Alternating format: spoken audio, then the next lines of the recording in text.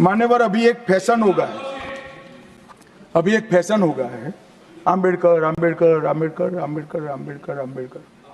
इतना नाम अगर भगवान का लेते तो 7 जन्मों तक स्वर्ग मिल जाता। अच्छी बात है। 25 दिसंबर 1927 को बाबा साहेब ने मनुस्मृति क्यों जलाई, इस पर भी आपने कुछ चर्चा नहीं करी, क्योंकि आपकी हिम्मत नहीं है। फिर 13 अक्टूबर सन 1935 को बाबा साहेब ने जो है ये क्यों कहा कि मैं हिंदू पैदा हुआ, ये मेरे बस की बात नहीं थी, लेकिन मैं हिंदू मरूंगा नहीं, इसको भी आप नहीं बोलेंगे, इस पर चर्चा नहीं करेंगे। फिर 14 अक्टूबर 1956 को बाबा साहेब ने बौद्ध धर्म क्यों अपनाया, इस पर भी जैसे कि आपने संविधान की प्रस्तावना को जो है सरकार ने पहले पेज पर देने का कार्य किया। अब ऐसे ही आप जो है बाबा साहेब की 22 प्रतिज्ञाओं को हर एक किताब के पहले पन्ने पर छपवाने का काम करिए। अगर आप ये कर सकते हैं तो मैं आपको वास्तव में मान जाऊंगा कि वास्तव में आप जो है बाबा साहेब के बहुत बोलते हैं। अमित शाह अगर हिम्मत है तो सच बोलें कि मनुवादी व्यवस्था को ध्वस्त करने के लिए जब बाबा साहेब डॉक्टर भीमराव अंबेडकर ने हिंदू कोड बिल संसद के सामने रखा और जब संसद ने उस हिंदू कोड बिल को पास नहीं किया तो इसलिए जो है बाबा साहेब ने मंत्रिमंडल से त्याग पत्र दिया। इसे क्यों बोलते नहीं है, बोलकर दिखाएं इसको जो है। नमस्कार, आप देख रहे हैं एनबी न्यूज 24x7 नीलम बोध के साथ।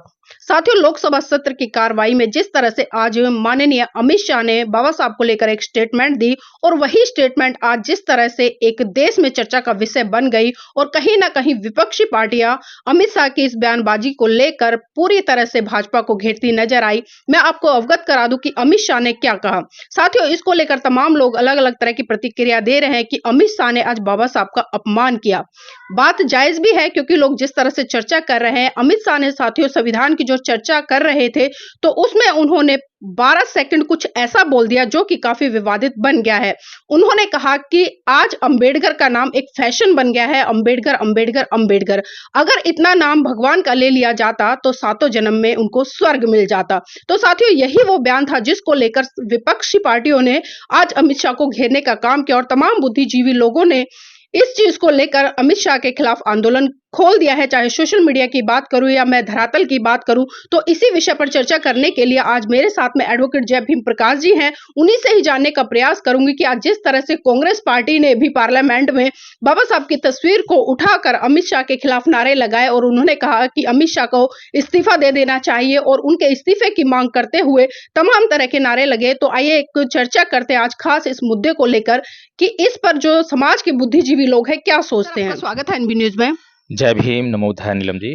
सर, आज जिस तरह से हम देख रहे हैं दोपहर के बाद में जो अमित शाह की स्टेटमेंट है उसको लेकर काफी हलचल मच गई है सोशल मीडिया से लेकर धरातल तक। तो आप किस तरह से देखते हैं सर इस स्टेटमेंट को? देखिए, जो अमित शाह और आरएसएस के द्वारा पैदा किए गए जितने भी नेता हैं उनके मन में जो आरएसएस ने ठूस ठूस के जो जहर भरा है उसका प्रदर्शन अब जो है देखने को मिला है। और इस प्रदर्शन को करने के लिए ये आरएसएस के कार्यकर्ता, भाजपा के नेता पता नहीं कब से मौका ढूंढ रहे थे। तो मौका क्या ढूंढ रहे थे कि पहले ये प्लानिंग करते हैं, पृष्ठभूमि तैयार करते हैं, उसके बाद जब मौका मिलता है इनको तब ये ऐसी बातें जानबूझ के करते हैं। तो अब उनको ऐसा लगता है कि शायद जो बाबा साहेब को मानने वाले लोग हैं उनकी जो है स्वर्ग में आस्था बढ़ गई है जी। और भगवान में आस्था बढ़ गई है। और बाबा साहेब के नाम से जो है, क्योंकि अब जो जिस तरह से जो हर एक बहुजन समाज का व्यक्ति है वो बाबा साहेब का राग अलपना शुरू कर देता है। और ये तो बात बिल्कुल सही है। अमित शाह ने जो कहा कि अंबेडकर अंबेडकर अंबेडकर, तो अंबेडकरवादियों को अंबेडकरवाद और भगवान बुद्ध से या भगवान बुद्ध धर्म से कोई लेना देना नहीं है। उन्हें केवल जो है अंबेडकर अंबेडकर या जय भीम का राग अलापते हुए ही हम देखते हैं। पर जय भीम क्या है, अंबेडकर क्या है, उसके ऊपर कोई भी कार्य करते हुए हम लोग जो है उनको नहीं देखते हैं। लेकिन सर, आपको लगता नहीं कि जिस तरह से उन्होंने कटाक्ष किया है कि इतनी जय जयकार, इतना नाम अंबेडकर अंबेडकर करके भगवान का ले लेते तो स्वर्ग मिल जाता, तो कौन से स्वर्ग की बात कर रहे हैं आज अमित शाह जी? हाँ, जो उन लोगों को जो उनकी व्यवस्था है, जो उन लोगों को स्वर्ग मिलता है तो उसी की बात कर रहे हैं जो किसी को कभी मिला ही नहीं है। और जिसके हवाई दर्शन कर, जैसे कि 15 लाख रुपए हर किसी का अकाउंट में आने का जो वादा किया था, तो वैसे जैसे कि 15 लाख आ गए हैं अकाउंट में, वैसे ही वो स्वर्ग मिल जाता है उनको जो है। तो कहने का मतलब ये है कि तो उनकी व्यवस्था है, ये तो अपनी व्यवस्था के अधीन बात करते हैं। लेकिन जो अंबेडकर को मानने वाले लोग हैं वो क्या काम कर रहे हैं? अगर वो खाली अमित शाह की इस टिप्पणी से नाराज होकर और अब आंदोलन करने बैठ जाएंगे, तो ये तो कोई बाबा साहब का काम नहीं है। लेकिन सर एक बात और देख रहे हैं, जिस तरह से कांग्रेस पार्टी ने अमित शाह के खिलाफ मोर्चा खोला है, क्योंकि हम देख रहे हैं ये वही कांग्रेस है जब बाबा साहब का परिनिर्वाण हुआ था 6 दिसंबर 1956 को, तो रातों रात बाबा साहब का जो पार्थिव शरीर है इसको उन्होंने मुंबई पहुंचाने का काम किया था। तो आज जो लोग लगातार बाबा साहब का पिछले 77 साल से लगातार जो पार्टियां अपमान कर रही थी, आज वो बाबा साहब के सम्मान की बात करे, तो लगता नहीं है कहीं ना कहीं अभी 2025 में दिल्ली में विधानसभा के चुनाव उसको लेकर इस तरह की ड्रामेबाजी हो रही है? देखिए, मैं ये जानना चाहता हूँ कि इस देश में कौन सी ऐसी पार्टी है, कौन सा ऐसा राजनेता है, जो अंबेडकर का नाम अब भुनाने का काम नहीं करेगा अमित शाह की इस टिप्पणी के बाद। सभी करेंगे, क्योंकि इनका मतलब जो है अंबेडकर से नहीं है, अंबेडकर की विचारधारा से भी नहीं है। इनका मतलब केवल और केवल अंबेडकर का नाम लेकर, अंबेडकर के नाम पर जो मूर्ख जनता जो है आंदोलन करने का काम करती है, जो खाली जय भीम बोलने का काम करती है, तो ये उनकी भावनाओं को एनकेस करने का मामला बन गया है। जैसे कि अभी अमित शाह ने कांग्रेस के ऊपर आरोप लगाया कि बाबा साहेब ने उनके मंत्रिमंडल से त्यागपत्र क्यों दिया। अब उसमें अमित शाह जो बता रहे हैं, कितना मतलब झूठ बोल रहे हैं, सफेद झूठ बोल रहे हैं।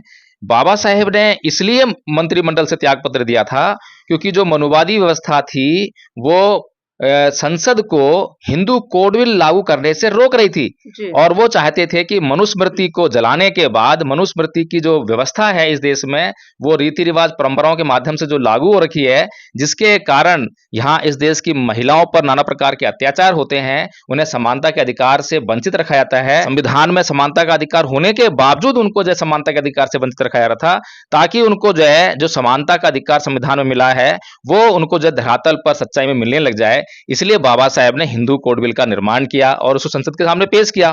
लेकिन जब उस हिंदू कोड बिल को वो संसद, जिसमें कि ये आरएसएस के लोग भी थे, ऐसा नहीं है कि उसमें कांग्रेस के लोगों ने विरोध किया, बल्कि कांग्रेस के लोगों ने तो वहां पर जो है कुछ हद तक समर्थन किया। जैसे कि पंडित जवाहरलाल नेहरू जो है वो बहुत ही, मैं कहूँ कि थोड़ा मॉडर्न विचारधारा के व्यक्ति थे, तो उन्होंने तो प्रयास भी किया लेकिन वो मजबूर थे। तो इसीलिए जो है जो अमित शाह कहना चाह रहे हैं, अमित शाह सच क्यों नहीं बोलते हैं? अमित शाह अगर हिम्मत है तो सच बोलें कि मनुवादी व्यवस्था को ध्वस्त करने के लिए बाबा साहब ने इस्तीफा, जब बाबा साहेब डॉक्टर भीमराव अंबेडकर ने हिंदू कोड बिल संसद के सामने रखा और जब संसद ने उस हिंदू कोड बिल को पास नहीं किया, तो इसलिए जो है बाबा साहेब ने मंत्रिमंडल से त्याग पत्र दिया। इसे क्यों बोलते नहीं है? बोलकर दिखाएं इसको जो है। फिर एक बात और बोलते हैं कि भाई जितने भी तीर्थ हैं बाबा साहेब के, बाबा साहेब की जन्मभूमि है महू में, वहां पर जो है किसी ने, जो मुंबई का मेयर है, उसने यह मतलब आग्रह किया कि भाई वहां पर जो है एक तीर्थ बनाना चाहिए, स्मारक बनाना चाहिए, लेकिन वहां पर किसी ने स्मारक नहीं बनाया।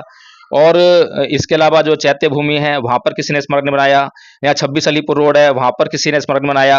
तो कुल मिलाकर वो बताना चाह रहे हैं कि जब से भाजपा की सरकार आई है तब से ही वहां पर जो है स्मारक बने हैं, और जो निर्माण कार्य हुआ है वो भाजपा कारण हुआ है। ठीक है, मान लेते हैं, अच्छी बात है।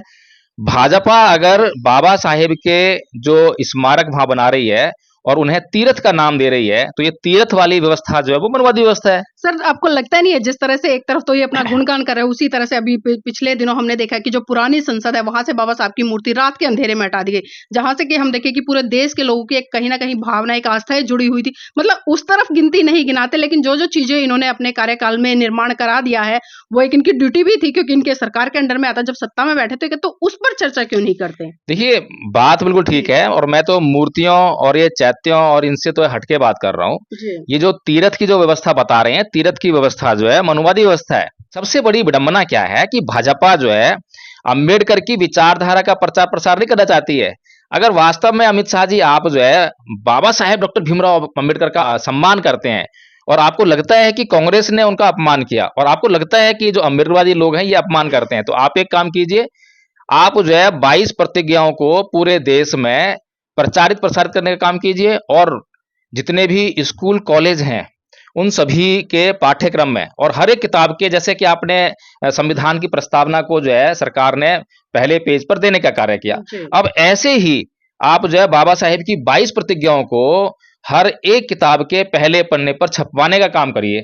अगर आप ये कर सकते हैं तो मैं आपको वास्तव में मान जाऊंगा कि वास्तव में आप जो है बाबा साहेब के बहुत बड़े भक्त हैं, और वास्तव में आप जो है जो बात कह रहे हैं बिल्कुल ठीक कह रहे हैं।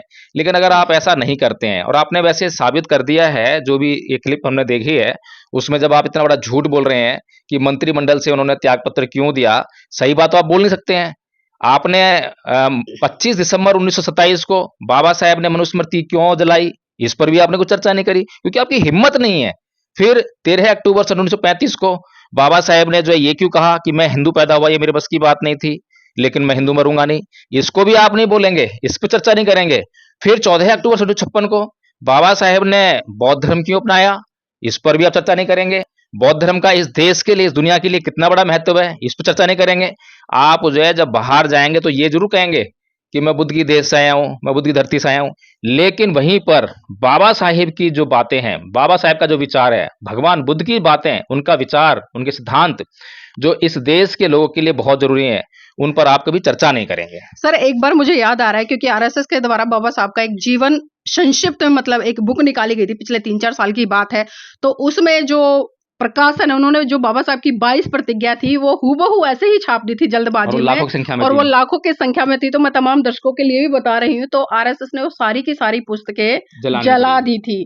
तो वही चीज सर बार बार सवाल उठता है, क्योंकि अभी जिस तरह से हमने देखा भारतीय जनता पार्टी ने भी जो संविधान दिवस गया, संविधान दिवस को लेकर 26 नवंबर को जिस तरह से हमने देखा कि जो इंडिया गेट है वहां पर संविधान की जो प्रस्तावना उसका वाचन किया गया कि हम भारत के लोग बोलने में सुनने में बड़ा अच्छा लगता है, लेकिन जब हम भारत के लोग सही में आता है तो संभल जैसी घटनाएं हो जाती, नूह जैसे दंगे हो जाते हैं और मणिपुर जैसी घटनाएं हो जाती है। और आज भी अलीगढ़ में सर इस तरह से प्रकरण हुआ है, और दिल्ली में भी आज एक छात्रा को मारा गया है जो कि जाति से वाल्मीकि समाज से आता है। तो इस तरह की घटनाओं पर तो इनका ध्यान नहीं जाता है, लेकिन जो एक आस्था की या भगवानों की या मंदिरों की, इस पर बहुत ज्यादा ध्यान जाता है। देखिए बात आपकी बिल्कुल ठीक है, लेकिन इन सब बातों के लिए जो है हमें अच्छी तरह जानते हैं कि बीजेपी की और आरएसएस की जो नीयत है वो बहुत खराब है। वो जो है मनुस्मृति को लागू करना चाहते हैं। और एक बात और आपको बता दूं मैं, एक संसद टीवी जो है है जी जी। उसके जरिए एक सीरियल बनाया गया है। उस सीरियल के जरिए जो है ये लोग मनुस्मृति को रीस्टैब्लिश करने का प्रयास कर रहे हैं, क्योंकि बाबा साहेब ने मनुस्मृति दहन किया, तो अब उसको रीस्टैब्लिश कैसे किया जाए। तो उसमें जो है 2 कैरेक्टर बनाते हैं, वो 2 राजा बनाएंगे। एक राजा जो है गलत काम करने वाला, जो कि शासन के विरुद्ध काम करता है, और दूसरा राजा जो है मनुस्मृति में जो बातें लिखी हैं, अच्छी बातें, उसके अनुकूल काम करता है। तो इस तरह से जो है ये मनुस्मृति को यहाँ पर जो है रीस्टैब्लिश करने का काम कर रहे हैं, दोबारा से प्रचारित करने का काम कर रहे हैं। सर देख रहे हैं इसी तरह से, बिल्कुल सही कहा, क्योंकि अभी पिछले 2 दिन पहले भी हमने देखा राहुल गांधी के हाथ में एक में मनुस्मृति थी, जो सत्र चल रहा था, और एक में संविधान था। इसी तरह से हम अखिलेश के हाथों में भी देखिए, एक हाथ में मनुस्मृति, एक में संविधान। तो आज मतलब कहीं ना कहीं संसद में चर्चाएं होने लगी है, जो ऐसा धर्म ग्रंथ जो कहीं ना कहीं लोगों को गुलाम बनाता है, महिलाओं को बिल्कुल एक तरह से निम्न दर्जे तक ले जाता है, मैं कहूंगी कि जमीन के अंदर गाड़ देता है, आज उनको लेकर चर्चाएं हो रही है। तो आज कैसे मतलब राजनीति चल रही है और किस तरह का माहौल बना हुआ है देश में? देखिए ये तो राजनीति है, राजनीति के तरीके से ही चलेगी। अभी फिलहाल जो है बहुजन समाज के हाथ में, अम्बेडकरवादियों के हाथ में, बौद्धों के हाथ में राजनीति में ज्यादा कुछ करने के लिए है नहीं जी। लेकिन प्रॉब्लम ये है कि वो बहुत मोटी मोटी बातें करना चाहते हैं। वो जो एक भविष्य की प्लानिंग होती है, जैसे आरएसएस ने जो है 2014 की प्लानिंग की थी और 1925 में की थी। तो 1925 में जिन लोगों ने आरएसएस की स्थापना की वो जिंदा नहीं है। उन्होंने जो है जो 2014 का जो सुख है, जो 2014 के बाद जो अब जो 2019 का, फिर 2024 का जो सुख देखने को मिल रहा है आरएसएस को, वो सुख उन्होंने नहीं देखा, बल्कि उन्होंने जो है अपना घर बार त्याग कर और बहुत फटे हाल रहकर और जंगलों में रहकर, भूखे रहकर उन्होंने जो है त्याग तपस्या की। मतलब जो 1925 में उन्होंने बीज डाला था उसका फल उन्होंने 2014 में काटा। हाँ, सर लेकिन बहुजन समाज क्या है कि थोड़ा सा बड़ी मुश्किल से उसको जो है ये अधिकार मिले हैं, बड़ा अच्छा खाना खाने को मिला है, अच्छा पहनने को मिला है, तो वो उसको भोगने में लगा हुआ है। वो ऐसे ही भोग रहा है जैसे कोई व्यक्ति जो है दारू की बोतल के अंदर सुख ढूंढता है और दारू पीता है और दारू पी के बहुत आनंद महसूस करता है, लेकिन वो ये भूल जाता है कि वो दारू की बोतल में जो है उसके जीवन का कितना बड़ा दुख जो है समाया हुआ है। तो ऐसे ही हाल जो है बहुजन समाज के लोगों का है। बहुजन समाज के लोग जो हैं अब अमित शाह को दिन रात कोसेंगे, गाली देंगे कि हमारे बाबा साहेब कैसा कह दिया। अरे भाई, ये आपको जो है कोसने का टाइम नहीं है। सर वो तो विपक्ष भी भुना रहा है ना, क्योंकि हाँ, हमें पता है अभी दिल्ली में चुनाव है, क्योंकि जितनी विपक्षी पार्टी है वो कूद पड़ी है एकदम से। और अभी हम देख रहे हैं दिल्ली में जो माहौल है, जो पार्टी खासकर दिल्ली की सत्ता में, उन्होंने अपने कई प्रत्याशी अब घोषित कर दिए। नीलम जी, अंबेडकरवादियों की इतनी भारी संख्या होने के बाद भी केजरीवाल जी की हिम्मत कैसे पड़ जाती है कि वो ये कह देते हैं कि करेंसी, भारत की करेंसी पर लक्ष्मी गणेश का फोटो आना चाहिए। अमित शाह की संसद में खड़े होकर ये कहने की कैसे हिम्मत पड़ जाती है कि अंबेडकर का जितना नाम लिया उतना नाम अगर भगवान ने लिया था तो स्वर्ग में लिया था। ऐसी इनकी हिम्मत इसलिए पड़ जाती है क्योंकि ये जो अपने आप को अंबेडकरवादी कहते हैं, इनका अंबेडकर से कोई लेना देना नहीं है। इनका अंबेडकर की तस्वीर से, अंबेडकर के नाम से ही लेना देना है, मतलब विचारों से नहीं है। विचारों से लेना देना नहीं है। अगर यही अंबेडकरवादी, अगर इन्होंने वास्तव में बाबा साहेब को समझा होता और बाबा साहेब की प्लानिंग पे काम किया होता तो ये सारे बौद्ध बन गए होते, ये भारत बौद्धमय बन गया होता। फिर अमित शाह क्या और मोदी जी क्या, किसी की हिम्मत नहीं पड़ती यहाँ पर जो है बाबा साहेब के खिलाफ कुछ भी कहने की, उन पर उनके किसी भी काम पर उंगली उठाने की। लेकिन ये अंबेडकरवादी हैं जो बाबा साहेब का अपमान करवा रहे हैं। मैं साफ कह रहा हूँ, खुल्लम खुल्ला कह रहा हूँ। सर, जाते जाते का आखिरी सवाल लेना चाहूंगी। दिल्ली में विधानसभा के चुनाव है, सबकी नजरें गड़ी हुई है क्योंकि देश पर नजर रहती है, यहाँ से सबकी राजनीति शुरू होती है। जिस तरह से हम देख रहे हैं लगातार से 3 बार आम आदमी पार्टी जो कि मुद्दों पर, और वो भी ऐसे मुद्दे जो लोक लुभावनी है, उनको लेकर सत्ता में आती है। और अभी इस तरह से अभी संसद में जो चल रहा है, बार बार कभी संविधान को लेकर, कभी बाबा साहब को लेकर, कभी दलितों को लेकर, मतलब इतना हितैषी बनते हैं लोग, लेकिन वैचारिक क्रांति कहीं नहीं है। तो सर क्या संदेश देना चाहें खासकर दिल्ली की जनता को जो आज भी कहीं ना कहीं कटोरा लेकर मांगने के लिए तैयार है लेकिन संघर्ष के लिए तैयार नहीं है? देखिए नीलम जी, दिल्ली की हालत बहुत गंभीर है और यहाँ पर आसमान से गिरे खजूर पट के होने वाली हालत है। अगर आम आदमी पार्टी के पंजे से छूटेंगे तो आपके सामने बीजेपी खड़ी है, बीजेपी के पंजे छूटेंगे तो कांग्रेस खड़ी है। लेकिन यहाँ बहुजन समाज पार्टी या फिर आजाद समाज पार्टी, यानी कि बहुजनों की कोई भी पार्टी जो है इस हालत में नहीं है जो कि अगर इनसे अगर संघर्ष किया जाए तो आगे जो है वो दिखाई दे। और यहाँ पर जो है जो अरविंद केजरीवाल जी जो है एक सच्चा और ईमानदार चेहरा बनाकर उनको पेश किया जा रहा है जनता के सामने। मतलब इमोशनली कार्ड खेलते हैं, इमोशनल कार्ड बहुत खेलते हैं। मैं तो बस इतने बता सकता हूं, अगर जो मेरी बात पर यकीन कर सकें लोग जो है, और यकीन करने की अवस्था तो बिल्कुल भी नहीं है, मैं कभी कहता भी नहीं हूं, आप जांच कीजिए कि अरविंद केजरीवाल और आरएसएस के जितने भी नेता हैं वो बिल्कुल भी ईमानदार नहीं है। उन्हें ईमानदारी से कोई लेना देना भी नहीं है। यही अरविंद केजरीवाल जी जो हैं गुरु गोयनका जी के कई विपश्यना के शिविर कर चुके हैं, और गुरु गोयनका जी जो हैं ये मनुवाद, ये अंधविश्वास, पाखंड, इसके खिलाफ जो है बहुत अच्छी तरह से आंखें खोलने का काम करते हैं जी। और अरविंद केजरीवाल जी की भी आंखें खुली होंगी, लेकिन वो जानबूझकर उन बातों को इस देश की जनता से छुपा रहे हैं।